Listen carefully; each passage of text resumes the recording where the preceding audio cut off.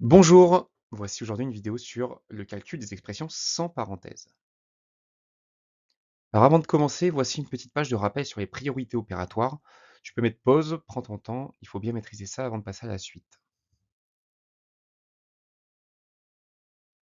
Premier exercice, nous allons calculer l'expression suivante.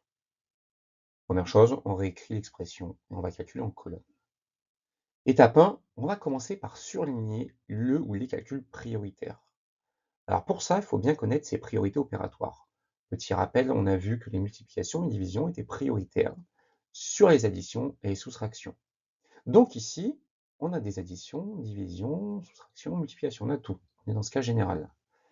Les opérations prioritaires sont donc la division, ici, et la multiplication, ici. On préfère les deux en même temps car ils sont séparés par une soustraction.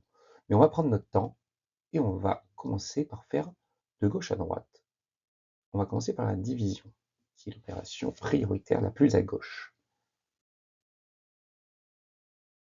Étape 2, on va réécrire à sa place tout ce qui n'est pas surligné. Ce qui n'est pas surligné, c'est le 5,2, moins 2 fois 3, moins 5. On va réécrire tout ça. Étape 3, on va maintenant calculer l'expression surlignée. 21 divisé par 3, ça nous donne 7. Donc on écrit 7 dans la place qu'on a laissée libre. Et maintenant, on répète les étapes jusqu'au résultat final. On va de nouveau se poser la question, quel est le calcul prioritaire dans cette expression?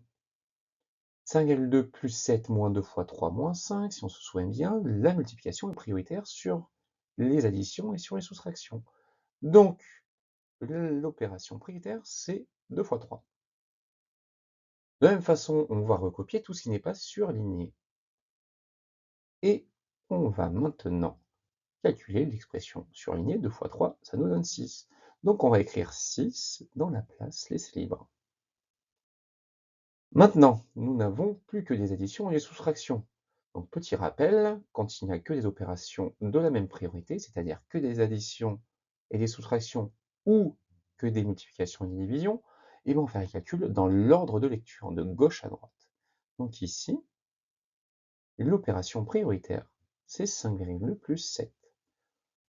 On va réécrire tout ce qui n'est pas surligné, et on va faire le calcul. 5,2 plus 7, ça nous donne 12,2.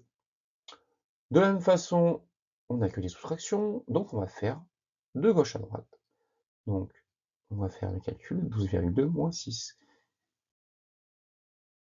On recopie, il n'y a plus que le moins 5 qui n'est pas surligné, et le résultat de 12,2 moins 6, ça nous donne 6,2.